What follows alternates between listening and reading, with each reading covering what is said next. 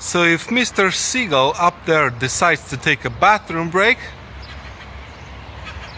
it's not gonna turn out well for the Z4. What's up everyone, I hope you're having a great day. My name is Paul, this is Tuned Into Cars, and this is another episode of Head to Head. And today we're switching it up a bit, going from hot hatches to convertible sports cars. And without further ado, let me show you the two contenders. In the right corner we have the 2019 Porsche Boxster T, and right next to it we have the 2019 BMW Z4 S-Drive 30i.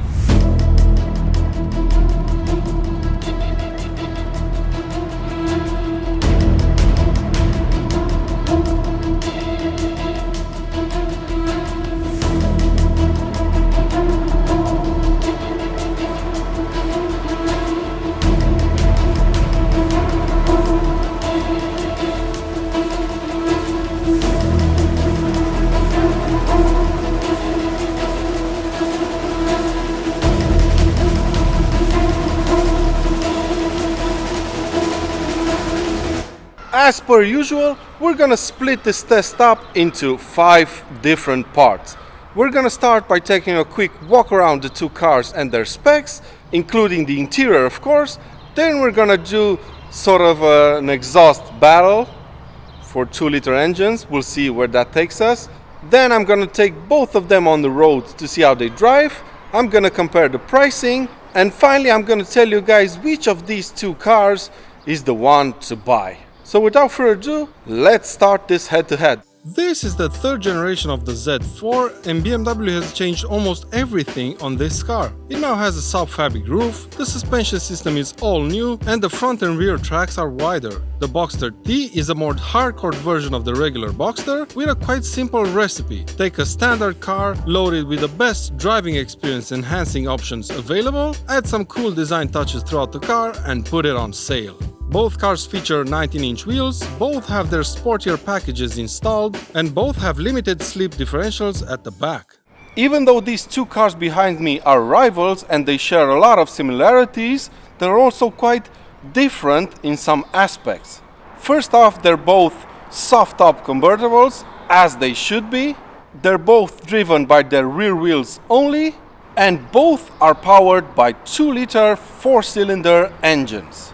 But this is where the similarities kind of end, because whereas the BMW comes as standard with an 8-speed automatic transmission, the Boxster T comes as standard with a wonderful 6-speed manual.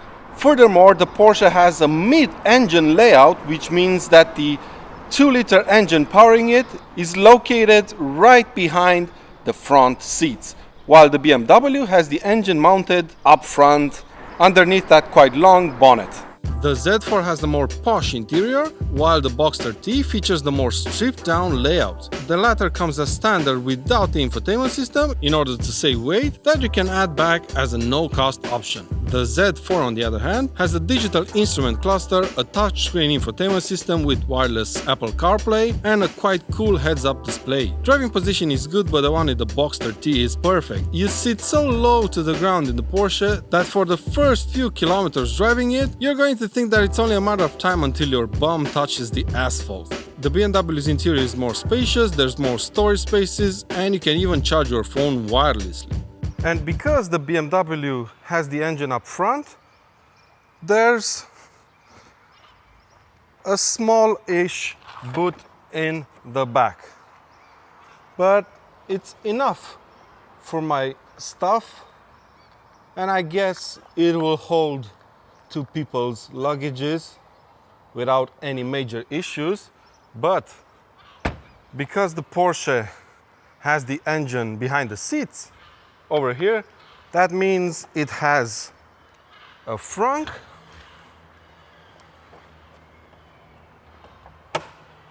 which is pretty big, to be honest with you guys, and a small trunk. Look at this. Quite practical, eh?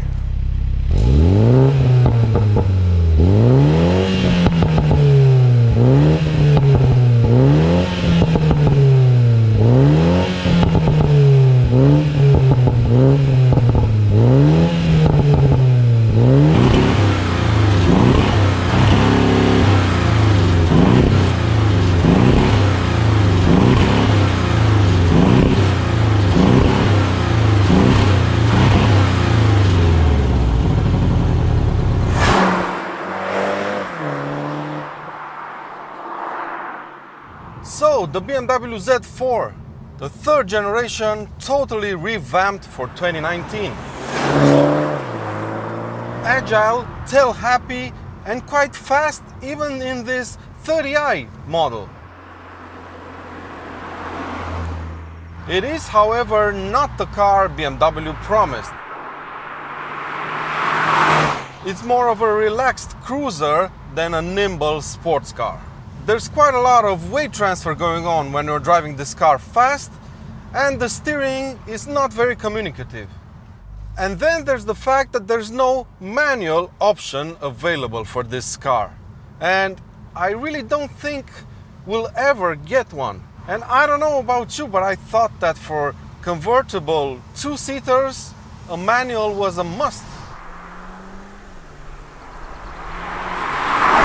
But it's not all bad with the new BMW Z4. It has one cracking little engine. It's a 2-liter 4-cylinder turbocharged petrol engine capable of producing 260 horsepower, 400 Newton meters of torque, and it can take this car from 0 to 100 kilometers per hour in 5.4 seconds. It's a great engine, this one. I love it. It's fast, it's punchy, and it delivers quite a good soundtrack for a 4-pot.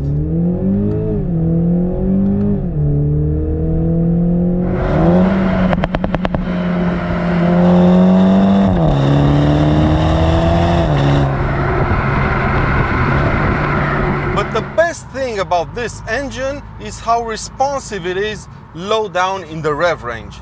Sometimes you could even forget it's a turbocharged unit, this one. Now let's jump into the Porsche and start comparing these two cars.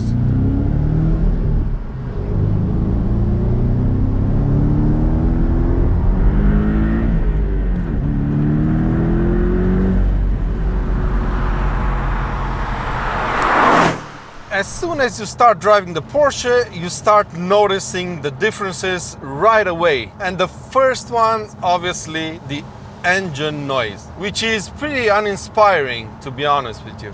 It's fast, don't get me wrong. It takes a little over 5 seconds to get to 100 kilometers per hour, but it lacks in the sound department.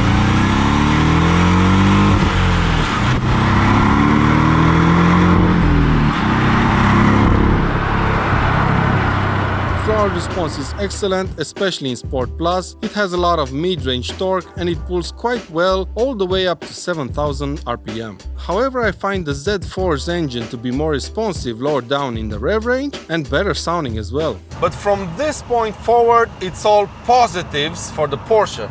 First, there's the 6-speed manual transmission. It's extremely engaging. It's got short throws, it's very precise, and it's just a joy to use. There's no rev matching function in the new Boxster, or at least it's disabled in this car, and the 3 pedals down there are very close put together, and that allows you to practice your heel and toe technique quite easily. It's the small details that makes this car great. Both cars are pretty comfortable, even though they each ride on 19-inch wheels, but you can feel the Porsche's chassis is a bit stiffer. It doesn't ruin the ride quality, but it massively improves the handling. The car is flat in corners and there's very little understeer. Steering is sensational. You have a smaller steering wheel in diameter compared to the Z4, and it's also thinner. And while the steering in the BMW is fast all the time, in this car, it's only fast when you need it to be fast. And that makes this car very easy to live with. It's calm and comfortable when you're just daily driving it, but it's manic and playful when you feel like it. Both cars are pretty quiet with their roof off, even at motorway speeds, and operating their soft tops is quick and can be done while driving as well. Same goes for the pricing. Both cars cost pretty much the same in similar specs, although base pricing differs quite a lot. So I really think there's no bad choice between these two cars, to be perfectly honest with you guys. I think the BMW Z4 is the better cruiser car, long distance, grand-ish tourer. It's roomier on the inside, it's got lots more storage spaces for your stuff, and it's got quite a bit more tech than the Porsche. However, if you want a stripped down, back to basics driving experience, nothing can beat the Boxster T in this segment. It's a sensational sports car, and to be fair, it's quite a good daily driver. Not with this manual though, this is pretty tricky at low speeds. But that's been it for today's video, my friends. I really hope you're enjoying these comparison videos. I have lots of fun making them. Please give this video a thumbs up if you have, and make sure you're subscribed for plenty more videos to come. And until next time, take good care of yourselves, and I'll see you around.